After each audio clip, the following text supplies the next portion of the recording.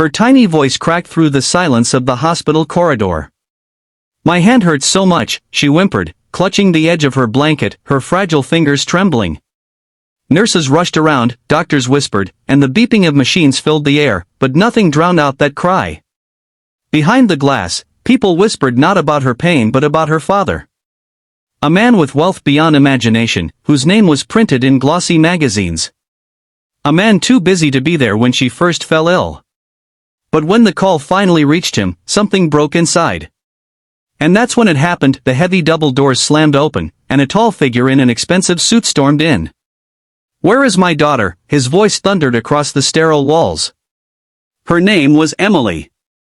Only 7 years old, with eyes that used to sparkle like summer skies, but weeks of pain had dimmed their light. She wasn't always like this. Emily was the kind of girl who ran barefoot across gardens, who laughed until her stomach ached, who believed that her daddy was a hero even when he was too busy flying across the world for business meetings. But one morning, her mother noticed Emily's hand was swollen. She thought maybe it was a small bruise from playing, but Emily cried whenever it was touched. The doctors said it could be an infection, or worse, something that might spread if not treated quickly. Emily's mother, Lily, was exhausted. She sat night after night by Emily's bedside, whispering prayers into the quiet. She called her husband dozens of times, but his assistants always replied, "He's in a meeting. He'll call back." Emily loved her father more than anything. Even when he missed birthdays, she waited up late just to see him walk through the door. But this time, she asked through her tears, "Mommy, why isn't Daddy here? Doesn't he love me anymore?" Those words pierced Lily's heart. She wanted to explain that he was busy providing everything they had: the mansion, the cars, the beautiful clothes. But none of that mattered to Emily. All she wanted was her father's hand wrapped around hers. When the news finally reached him, the severity of his daughter's condition, something inside the millionaire broke. For the first time in years, he canceled everything. He didn't care about the deal worth millions, the reputation he had built, or the empire that demanded his attention. That's why he rushed into that hospital room, his voice shaking with fear and anger. "Emily," he shouted, running to her bed. "Daddy's here." She looked up, weak and pale, tears sliding down her cheeks. "Daddy, my hand hurts so much." He grabbed her small hand, careful not to squeeze too hard. For the first time in years, his eyes filled with tears. He shouted, not at her, but at the doctors. "Do something. Whatever it takes, save her." But money couldn't heal everything. The doctors explained that Emily needed treatment, patience, and most importantly, love. They reminded him gently that children heal faster when they feel safe, supported, and cared for.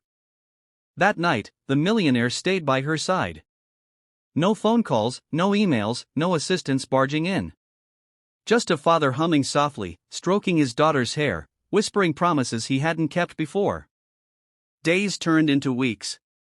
Treatment was slow, painful. Emily would cry when the medicine stung or when her hand refused to move properly. But this time, she wasn't alone.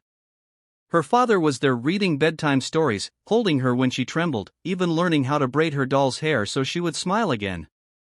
The challenge wasn't just Emily's illness, it was her father learning how to be the man she needed.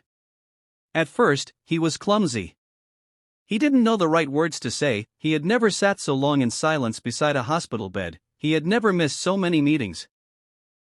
But slowly, he realized none of those meetings mattered as much as hearing his daughter's laughter. One night, Emily whispered, "Daddy, I don't need all the toys or dresses. I just want you." Those words shattered every wall he had built around his heart. He realized that in his chase for success, he had forgotten the true meaning of wealth. It wasn't in the numbers in his bank account, it was right there, holding his hand, smiling at him through the pain. Emily faced many setbacks. There were nights of fever, days when she cried out, "It still hurts, Daddy." And he would gently reply, "I know, sweetheart. But Daddy's right here. We'll get through this together." It wasn't easy. He had to let go of deals, face criticism from shareholders, and even confront his own loneliness. But each sacrifice made him stronger as a father. Slowly, Emily's hand healed. the swelling faded, her strength returned, and the sparkle in her eyes shone brighter than ever.